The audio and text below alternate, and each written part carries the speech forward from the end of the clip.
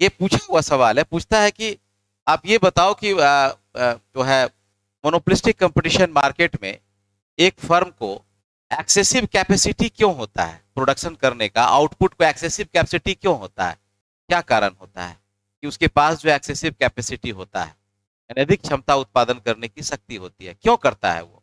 जबकि आपको पता है कि जो एवरेज वेरिएबल कॉस्ट है और प्लस जो एवरेज कॉस्ट है वह डाउनवर्ड स्लोपिंग होते हुए अपवर्ड हो जाता है। तो अपवर्ड का मतलब होता है एक फर्म के लिए अलर्ट पॉइंट आ जाता है कि इसके बाद आप प्रोडक्शन नहीं करेंगे, क्योंकि आपकी कॉस्ट क्या होगी, बढ़ेगी। और जब कॉस्ट बढ़ेगी तो प्रॉफिट क्या होगा, कम होगा। जो सुपर नॉर्मल प्रॉफिट या नॉर्मल प्रॉफिट आप ले रहे हैं वह लॉस में जा सकता है। यही ना कह रहा था, ये कह रहा था एक्सेस कैपेसिटी का जो है क्यों करती है, ये क्यों होता है। तो इसने कहा था कि नहीं ये इसमें है कि चूंकि कंपटीशन है ना मार्केट में, मोनोपोली तो है नहीं कि बस जितना हमको प्रोडक्शन करना है उतना कर लिए, यानी कम प्रोडक्शन किए, प्राइस प्रॉफिट हम प्राप्त करते रहे। लेकिन इसमें तो थ्रेट है, कंपटीशन है, कई फर्म आ रहे हैं, कई फर्म जा रहे हैं। तो जैसे ही न्यू फर्म आता है तो अगले को एक चैलेंज मिल जाता है, चुनौती हो जाती है कि अब हम अपने प्रोडक्ट को किस तरह से मार्केट में डिफरेंशिएट करें, किस तरह से मार्केट में हाई क्वालिटी में पेश करें कि हमारे प्रोडक्ट का मार्केट ब्रांड बना रहे। क्योंकि उसको कंपटीशन देने के लिए आ गया ना, तो वह डिफरेंशिएट करना शुरू कर देता है प्रोडक्ट, अर्थात बढ़िया पैकेजिंग कर देगा, कुछ गिफ्ट हैम्पर दे देगा, कुछ आपको जो है टूर दे देगा, या एक पर एक फ्री गिफ्ट कर देगा। मतलब कुछ ना कुछ अपने प्रोडक्ट को उम्दा बनाने के लिए कुछ ना कुछ वो लेकर मार्केट में आ जाता है, ताकि हमारा जो कस्टमर है वो शिफ्ट होकर नई जो न्यू फर्म आई उनके पास नहीं चला जाए। हर आदमी अपने कस्टमर को बचा के रखता है। और देखिएगा हर ब्रांड के साथ क्वालिटी जुड़ा हुआ है। उत्पादन बढ़ाइएगा तो फिर क्या होगा, सप्लाई बढ़ जाएगी मार्केट में, और जब सप्लाई होगा तो फिर क्या होगा, डिमांड आपकी घट जाएगी, कोई दूसरा व्यक्ति का भी प्रभावित होने लगेगा। इसलिए वो लोग कुछ नहीं करता है इस तरह का, रहती है कैपेसिटी उसके पास लेकिन वो करता नहीं है। तो आपका जो ये एवरेज रेवेन्यू है, डिमांड कर्व है, जो कि प्राइस कर्व है, ये फ्लैटर है आपका, correspondence to the MR curve आपका है, ये मार्जिनल रेवेन्यू कर्व है। रूल के अनुसार एमसी रेखा इसको कट करती है ई बिंदु पर, यहाँ एमसी बराबर एमआर आपको दिखाता है, ठीक है। तो कहता है कि आप यहाँ पर इक्विलिब्रियम प्राप्त कर लिए, ई फॉर इक्विलिब्रियम, आपने अपने प्रोडक्ट मात्रा को आपने डिसाइड कर लिया है, ओक्यू। तो ये जो आउटपुट आपने डिसाइड कर लिया, तो प्रश्न उठता है कि इस आउटपुट के लिए आप क्या करेंगे, प्राइस फिक्सेशन करेंगे। तो आप प्राइस लाइन के पास जाएंगे, प्राइस लाइन आपको फिक्स हो गई, आपने ओपी मूल्य पर इसको बेचना तय कर लिया। यहां तक आपका क्लियर, इक्विलिब्रियम आपने प्राप्त कर लिया। अब कहता है कि अगर मार्केट में न्यू फर्म आ जाती है, ठीक है, या आपका प्रोडक्ट थोड़ा सा लेस हो जाता है, कोई और उम्दा प्रोडक्ट लेके उसी रेट पर टूथपेस्ट का बाजार कम से कम 8-10 बाजार वेराइटी तो है मार्केट में, 2-4 वेराइटी आप हम लोग भी जानते हैं। आप क्लोजअप है तो फ्रेशनेस है, कोलगेट है तो स्ट्रांगनेस है, दंत कांति है तो आयुर्वेद है ना। इस तरह से क्यों अपना एक ब्रांड लेके आया हुआ है, सबका एक क्वालिटी बनाया हुआ है कि हम इस कारण से पेमेंट, तो कस्टमर को वो अट्रैक्ट करने के लिए एक यूनिक क्वालिटी लेके आता है और वो अट्रैक्ट करता है और अपने कस्टमर को बनाए रखता है अपने पास, वो बिल्कुल समेट के रखता है। वो आप देखिएगा कई बार आता है कि 20% फ्री लिखा रहेगा, यानी इतना लीजिए 20% फ्री। ये सब क्या है, छोटा उसके साथ कुछ दे दिया, साबुन दे दिया या कुछ और, ब्रश फ्री कर दिया। मतलब there are so many temptation for the customers in the market. अब देखिए कहता है ये तो यहाँ क्या है, ये प्राइस क्या है, यहाँ प्राइस यहाँ पर क्या है, प्राइस ग्रेटर देन एमसी है, एमसी है ना। तो आप इनका कहना है कि अगर ये एक्सेस कैपेसिटी, रॉबिन्सन साहब और चेम्बरलिन ने कहा था कि एक फर्म जो है वह अपने जो है मार्जिनल कॉस्ट के एवरेज में भी लेकर चला जाएगा। कैसे जाएगा आप देखिए, यहाँ पर मान लेते हैं कि आपको सुपर नॉर्मल प्रॉफिट हो रहा है, ठीक है ना। तो आप जो है सुपर नॉर्मल प्रॉफिट गेन करने के लिए आप एवरेज कॉस्ट को डिटरमाइन करते हैं, है ना, जो औसत लागत है। ये औसत लागत इस प्राइस लाइन को यहां पर टच करता है, यहां तक ठीक है। अब ये कहता है कि चूंकि एवरेज कॉस्ट यहां पर गौर से देखिएगा, ये डाउनवर्ड में टच कर रहा है, इसको मिनिमम पे टच नहीं कर रहा है, डाउनवर्ड पे, यानी कि अभी भी उतार है इसमें, अभी भी डाउनफॉल है, और यहीं पर इस प्राइस लाइन को टच करके वो निकल जा रहा है। लेकिन ये जो स्कोप है, इसका नाम दे देते हैं हम, इसका नाम दे देते हैं के, ठीक है। ये जो स्कोप बचा हुआ है इसके पास, अभी भी लागत घट रहा है, अर्थात इस बिंदु तक Q1 तक, आपने कहा कि Q1 तक यह फर्म अपने उत्पादन को बढ़ा सकता है, क्योंकि लागत में कोई अंतर और घटेगा उसका लागत। लागत जब घट रहा है, लागत घट रहा है, तो उत्पादन तो बढ़ा ही सकता है ना, वो इतनी कैपेसिटी है। तो ये जो Q1, Q और Q1 है, यही है एक्सेस कैपेसिटी ऑफ प्रोडक्शन। समझ गया ना? तो आपको ये वहां पर एग्जाम हॉल में बनाना पड़ेगा ये चित्र, बताना होगा कि कोई भी फर्म जो मोनोपोलिस्टिक कंपटीशन मार्केट में है, उसके पास Q और Q1 की कैपेसिटी होती है, एक्सेस कैपेसिटी, और इसको वह उतना उत्पादन कर सकता है। लेकिन होगा क्या, इतना तो बता के निकल गए वो। अब इसको इकोनॉमिस्ट ने क्रिटिसाइज कर दिया कि सर ठीक है, आप तो कह दिए कि हम एक फर्म के पास इतनी क्षमता है कि और भी उत्पादन को बढ़ा सकता है, और भी उत्पादन ले। इसका इफेक्ट क्या होगा, देखिए इफेक्ट क्या होगा। इसका इफेक्ट होगा, इसका प्राइस जो है घटकर आ जाएगा C1 पर। समझ रहा है ना? प्राइस जो है घटकर आ जाएगा C1 पर। क्यों आएगा? क्योंकि इसके बाद जो एवरेज कॉस्ट है वो बढ़ना शुरू कर दिया है। ठीक है ना? तो बढ़ना जब शुरू कर दिया है तो प्राइस तो आपको घटेगा, तो स्वाभाविक है प्रॉफिट क्या होगी, प्रॉफिट क्या होगी, घट जाएगी। अर्थात इतना प्रॉफिट का लॉस हो जाएगा इसको। ठीक है ना?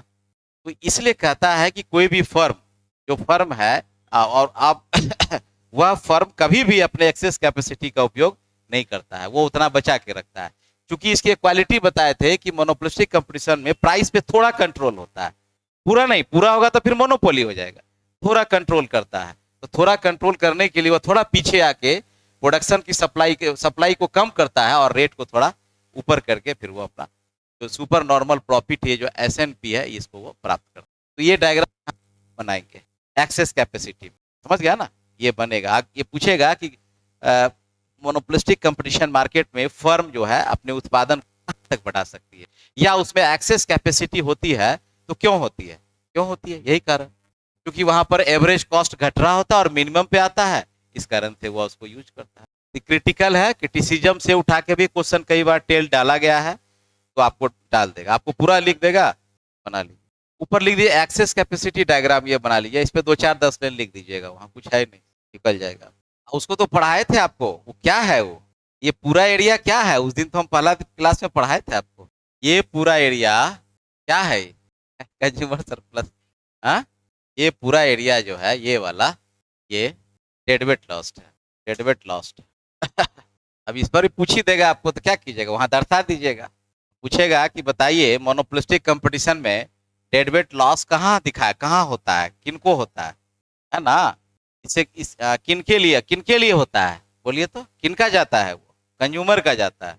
हाँ, कंज्यूमर का जाता है, उपभोक्ता का जाता है वो डेडवेट। हाँ, हालांकि इसमें कम होता है, मोनोपोली में सबसे ज्यादा होता है। मोनोपोली में चूंकि प्राइस बहुत हाई रहता है ना। अच्छा, कोई बताइए तो, एक आदमी पूछे, सुनिए, तीनों प्राइस में डिफरेंस क्या होगा? परफेक्ट कंपटीशन के, मोनोपोली के प्राइस में और मोनोपोलिस्टिक कंपटीशन के प्राइस में क्या होगा? मेरा मार्केट आप पढ़ चुके हैं, हम भी पढ़ा चुके हैं, आपका तो सभी पढ़ा हुआ है, अब तो रिवीजन क्लास आपका चल रहा है। तो तीनों का जो प्राइस होगा, डिफरेंस क्या क्या होगा तीनों के प्राइस में? मूल्य जो तय करेगी एक फर्म परफेक्ट कंपटीशन में, इम्परफेक्ट कंपटीशन अर्थात मोनोपोली में, और मोनोपोलिस्टिक कंपटीशन में क्या डिफरेंस होगा प्राइस का? नहीं समझे? हाँ, वो तो ठीक बताया, प्राइस टेकर। हाँ, अरे ये भैया अभी नहीं है, देखिए हम ऊपर लिखे हुए हैं, यहाँ देखिए लिखे हुए हैं। परफेक्ट कंपटीशन में प्राइस क्या होता है? MC के बराबर होता है। मोनोपोली में P ग्रेटर देन MC होता है, और मोनोपोलिस्टिक में P ग्रेटर देन MC ही होगा। यही ना पूछ रहे थे? हाँ हाँ, इसकी अपेक्षा कम रहेगा, इसकी अपेक्षा एकदम कम रहेगा। अगर ये हाई है तो थोड़ा ये लो रहेगा, इसकी अपेक्षा कम रहेगा। यही ना पूछ रहे थे? यही 3 लाइन तो बोलना था, है ना? और एक बच्चे अच्छी कोई थी इसमें बोली है ऑनलाइन में, एक और डिफ्रेंशिएट आप कर सकते हैं, एक और डिफ्रेंशिएट कर सकते हैं कि परफेक्ट कंपटीशन में जो फर्म होता है प्राइस टेकर होता है, और मोनोपोली में प्राइस मेकर होता है, और इसमें भी मेकर ही है, प्राइस मेकर है, लेकिन उतना मेकर नहीं है क्योंकि कंपटीशन है बाजार में। हाँ हाँ हाँ, बाजार में कंपटीशन है, तो बहुत ज्यादा आप नहीं कर सकते हैं इसमें करते। चलिए इसको खत्म करते हैं, आगे लिखिए प्रोडक्ट डिफरेंशिएशन, इसका क्वेश्चन लिखिए। हाँ हाँ, तीनों बाजार का तुलनात्मक दिया, ये क्वेश्चन लिख सकते हैं आप। हाँ देखिए, उसमें जो क्वेश्चन बनाएंगे ना आप लोग, बनाएंगे, पहला बनाएंगे संतुलन के बिंदु पर अंतर, मूल्य में अंतर, विक्रेताओं में अंतर, वस्तु के उत्पाद में अंतर, है ना, हाँ, मांग के वक्र लोच में अंतर, औसत और औसत आगम में अंतर, इस तरह से आप धीरे धीरे करके, हाँ हाँ हाँ हाँ, इस तरह से आप एक क्लासिफाइड करके उसको लिखेंगे जो स्टैंडर्ड साइज है, तब आपको तीनों में डिफरेंशिएट आ जाएगा। यूपीएससी का आपका पूछा हुआ सवाल है वो, पूछा हुआ सवाल। चलिए लिखिए, सवाल लिखिए, वस्तु विभेद से आप क्या समझते हैं, है ना, प्रोडक्ट डिफरेंशिएशन, वस्तु विभेद से आप क्या समझते हैं, वस्तु विभेद से आप क्या समझते हैं, और क्या क्वेश्चन डाले थे उसमें, मिल गया, हाँ हाँ हाँ, लिखिए वही लिखिए, हाँ लिखिए, वस्तु विभेदीकरण की अवस्था में एक फर्म, वस्तु विभेदीकरण की अवस्था में एक फर्म संतुलन कैसे प्राप्त करती है, उसी का पाठ है।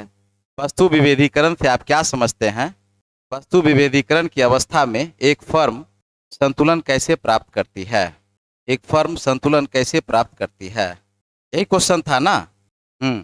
What is product variation, how does a firm reach equilibrium with product variation, explain it with diagram, यही आपका सवाल, यही है। चलिए ठीक है, ये पूछा हुआ है सवाल आपका। देखिए आप समझ लीजिए पहले थोड़ा सा कॉन्सेप्ट, लेक्चर को ध्यान से सुनिए, इसको दिमाग में रखिए, क्योंकि यही लिखाता है वहाँ, अगर वहाँ भूल जाएंगे ना तो ये बात याद आएगी और उसको बना के आप वहाँ पर लिख पाएंगे। रटा हुआ चीज़ याद नहीं रहता है, वो भूल जाता है। देखिए प्रश्न उठता है कि हम लोग जो पढ़ रहे हैं, हम लोग पढ़ रहे हैं मोनोपोलिस्टिक कंपटीशन मार्केट, ठीक है, तो मोनोपोलिस्टिक कंपटीशन मार्केट का एक फीचर्स था, एक फीचर ही है, फर्स्ट फीचर आपको मैंने बताया था जो एजम्पशन था, there are large number of sellers. दूसरा फीचर्स था प्रोडक्ट वेरिएशन, ठीक है, प्रोडक्ट वेरिएशन मतलब क्या है, उत्पाद का विभेद होना, वस्तु का विभेद होना, उत्पादन का विभेद करना। तो अब बीपीएससी वहां से सवाल उठा के बना दिया आपको, एक फीचर्स को उठा के बना दिया वहां से सवाल। अब तो ये डीप सवाल हो गया, क्योंकि इसमें बहुत मैटर नहीं मिल पाएगा आपको, क्योंकि अलग टॉपिक और चैप्टर होता है तो वहां पर बहुत सारा मैटर दिया होता है, लेकिन एक पार्टिकुलर चीज पे आ जाना, इसका मतलब है कि आपके डेप्थनेस को बीपीएससी जानना चाहती है कि आप कितना जान पा रहे हैं किसी चीज को। अरे पूरे बॉडी का विश्लेषण तो आप कर लीजिएगा, लेकिन एक आई पर आ जाए कि आई का बताइए पूरा संरचना, इंपॉर्टेंस, रेलिवेंसी, यूजेस, है ना, कंसीक्वेंस, उसके बाद तब फिर उस पर डिटेल लिखना। इसका मतलब हुआ कि आपको हर ब्रांच के बारे में भी जानकारी रखनी पड़ेगी, जाननी पड़ेगी। तो उसमें हम लोगों ने बताया था कि जो मोनोपोलिस्टिक कंपटीशन में जो फर्म होता है, फर्म के पास प्रोडक्ट ही एक चीज ऐसा होता है जिस पर वो काम करता है, क्योंकि प्राइस पे काम नहीं कर पाता है। प्राइस पे काम इसलिए नहीं करता है कि प्राइस अगर बढ़ाता है, प्राइस अगर बढ़ा देता है तो फर्म में थ्रेट मिल जाएगा, उसको मार्केट में थ्रेट मिल जाएगा, उसको चैलेंज, चुनौती मिल जाएगी। चुनौती इसलिए मिलेगा कि चूंकि बहुत काउंटेबल फर्म है मार्केट में, और दूसरा फर्म जो है कुछ ना कुछ अट्रैक्ट करने के लिए कस्टमर को कुछ ना कुछ अपना स्कीम लागू करते रहता है, वो कुछ ना कुछ एक्सपेरिमेंट मार्केट में करते रहता है। तो वो आप पर वॉचफुल है, आप पर वॉचफुल है कि आप क्या कर रहे हो, चेंज कितना। जैसे प्राइस आप की चेंज किए तो चूंकि एक स्पेसिफिक मार्केट है, उस मार्केट में लिमिटेड कस्टमर है, एक लिमिटेड डिमांड फिक्स है, सबका अपना अपना डिमांड है, सबका डिमांड है। अगर मान लेते हैं कि 1 करोड़ कस्टमर है तो 1 करोड़ में किसी के पास 20 करोड़ कस्टमर है, किसी के पास 10 करोड़ है, किसी के पास 5 करोड़ है, किसी के पास 50 करोड़ है। अब मान लीजिए मोबाइल का ही मार्केट ले लीजिए आप, तो जियो के पास 50 करोड़ है मान लेते हैं, तो एयरटेल के पास 30 करोड़ है, कोई और छोटी कंपनी उसके पास 5 करोड़। तो सब लोग तो हैं, सबके पास अपना अपना कस्टमर है, और सब ब्रांडेड है, सबको यूज कर रहा है लोग। तो जैसे ही प्राइस को आप हाइक करते हैं तो आपका कस्टमर शिफ्ट होके दूसरे चला जाता है। तो जैसे ही कस्टमर आपका गया तो डिमांड क्या होगा, घट जाएगा। आपका डिमांड पार्टिकुलर आपके प्रोडक्ट का डिमांड मार्केट में डिक्रीज करेगा, और जब डिमांड डिक्रीज करेगा तो प्रॉफिट क्या होगा, घट जाएगा। आपका प्रॉफिट घटेगा तो धीरे धीरे आप नॉर्मल प्रॉफिट और लास्ट में लॉस पे जाएंगे, और कंटिन्यू मार्केट में विशेष मांग कंटिन्यू बाजार में आपके प्रोडक्ट का गिरता चला गया तो अल्टीमेटली आप शट डाउन करके इंडस्ट्री से बाहर चले जाए। तो प्राइस पे कुछ काम नहीं करता है वो लोग, प्राइस को गॉन रखता है, प्राइस पे कांस्टेंट रखता है, काम करता है प्रोडक्ट पर। अब जब प्रोडक्ट पर ही काम करना है, प्रोडक्ट को ही उम्दा बनाना है, प्रोडक्ट को ही अट्रैक्टिव बनाना है, तो उसके लिए क्या करेगा, डिफरेंशिएट करेगा वो। यानी कि मान लेते हैं कि अगर 10 तरह का आपको आइसक्रीम है, या कोल्ड ड्रिंक ले लेते हैं, छोटा सा उदाहरण, 5 तरह का कोल्ड ड्रिंक ले लेते हैं, तो कोल्ड ड्रिंक जो है सबका देखिए अलग अलग फ्लेवर है, अलग अलग कलर है, अलग अलग पैकेजिंग है ना, अलग अलग टेस्ट है, अलग अलग ब्रांड है, समझ गया ना, और अलग अलग एलिमेंट और क्वालिटी है वो। क्योंकि उस पर ही काम करना है उसको वो। और वह क्या करता है कि थोड़ा थोड़ा थोड़ा थोड़ा डिफरेंशिएट प्रोडक्ट पे कर देता है। अब थोड़ा डिफरेंशिएट करने के कारण है कि उसकी डिमांड मार्केट में चल जाती है। All are cold drink, all are cold drink, सब कोल्ड ड्रिंक है, all are toothpaste, all are mobile, but something is differentiated by the firm. Firm के द्वारा कुछ ना कुछ अंतर कर दी जाती है। तो डिफिनेशन क्या निकल के आया, जब एक उत्पादक फर्म के द्वारा अपने उत्पाद में अन्य उत्पाद की तुलना में गुण के आधार पर, रूप के आधार पर, आकार के आधार पर, संरचना के आधार पर, है ना, उसमें परिवर्तन कर देता है ताकि उसकी मांग बाजार में बनी रहे या वह उस बाजार में एग्जिस्टेंस अपने आप को स्थापित कर सके, तो ऐसी प्रक्रिया, ऐसी प्रोसेस प्रोडक्ट डिफरेंशिएशन कहलाती है। और यह मोनोपोलिस्टिक कंपटीशन मार्केट एक अधिकारी प्रतियोगिता बाजार में ही उपलब्ध होता है या विद्यमान होता है या उपस्थिति देखी जाती है। क्यों? वाह? क्योंकि वहां प्राइस पे कोई काम नहीं करता है, प्राइस में छेड़छाड़ नहीं कर सकता है, इसलिए वह प्रोडक्ट पर ही वह काम करता है। तो डिफिनेशन क्लियर हो गया कि मूल्य विभेदीकरण वह प्रक्रिया है, यह एक अधिकारात्मक प्रतियोगिता बाजार में पाई जाती है जिसके अंतर्गत उत्पादक अथवा फर्म अपने उत्पाद को अन्य से अलग करने के लिए, दूसरे उत्पाद से अलग करने के लिए, स्पेशल करने के लिए, विशिष्ट करने के लिए, अपने मांग को बाजार में बढ़ाने के लिए, है ना, कुछ डिस्टिंग्विश करने के लिए या यूनिक करने के लिए वह अपने उत्पाद के साथ परिवर्तन करता है। वह परिवर्तन गुण के आधार पर, रूप के आधार पर, संरचना के आधार पर, पैकेजिंग के आधार पर, अन्य आधार पर उनका जो है वह इस तरह से वह डिफरेंशिएट करता है, विभेद करता है। हाँ, के आधार पर वह डिफरेंशिएट करता है, विभेद करता है। तो ये सारी प्रक्रिया क्या कहलाती है? वस्तु विभेदीकरण का। एक हो गया, पहला हो गया क्या है, व्हाट इज प्रोडक्ट डिफरेंशिएशन। दूसरा आता है क्यों। क्यों का उत्तर बताए, क्यों करती है एक फर्म प्रोडक्ट डिफरेंशिएशन, क्यों करती है? वाई, ताकि उसकी बाजार में नंबर एक उसकी मांग बनी रहे या मांग बढ़ जाए।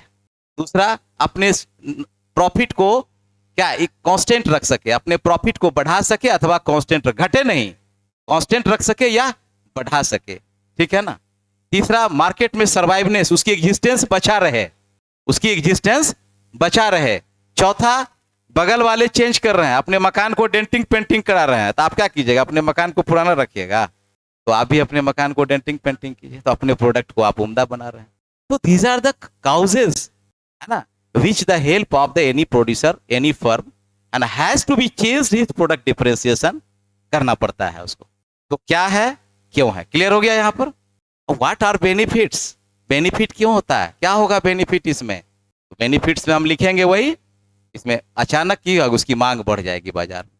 अगर वह नॉर्मल प्रॉफिट कमा रहा है तो सुपर नॉर्मल प्रॉफिट में चला जाएगा। एक बार प्रोडक्ट सलमान खान के द्वारा या शाहरुख खान के द्वारा मार्केट में फिक्स कर दिया गया तो समझिए कि वो फिक्स हो गया, हो जाएगा ना।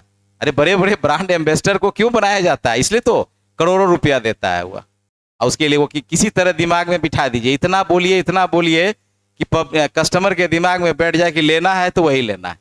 पता नहीं टेस्ट का कुछ पता नहीं है, लेकिन नाम से अच्छा है। सचिन तेंदुलकर आ जाए या धोनी आ जाए, कोई भी ब्रांड एम्बेसडर आ जाए, और अपने तो खुद ये जो स्वामी रामदेव महाराज ये अपना ब्रांड एम्बेसडर अपने है ही।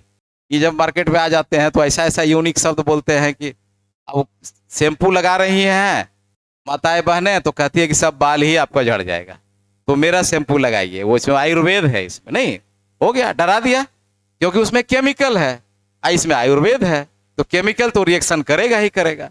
तो अगले प्रोडक्ट को डिफ्रेशिएट कर दिया, अपने प्रोडक्ट को अप्रिशिएट कर दिया और ब्रांड एम्बेसडिंग कर दिया, लोग धराधर लेना शुरू कर, समझ रहे हैं ना बात।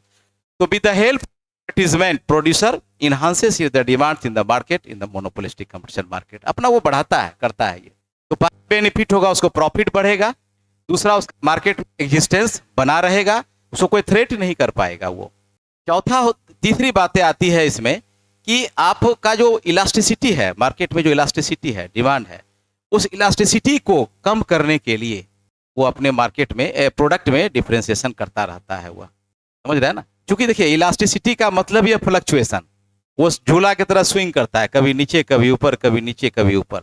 और इलास्टिसिटी केवल प्राइस से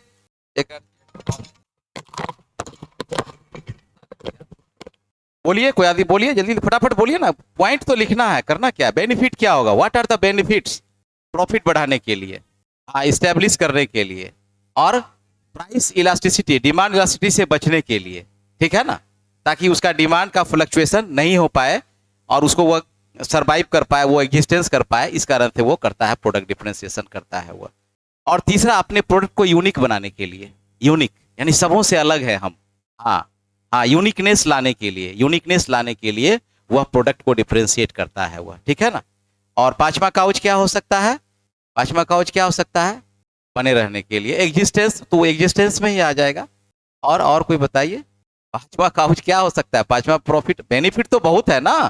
देखिए, चूंकि अभी तुरंत बताए थे कि एक्सेसिव प्रोडक्शन करता है ये, इसको कैपेसिटी होती है ये, तो एक्सेसिव प्रोडक्शन जब कर लेगा तो क्या होगा, सप्लाई बढ़ जाएगा, सप्लाई बढ़ेगा तो इसकी प्रॉफिट क्या होगी, घट जाएगी। वही बताए थे इसकी प्रॉफिट में लॉस हो जाएगा।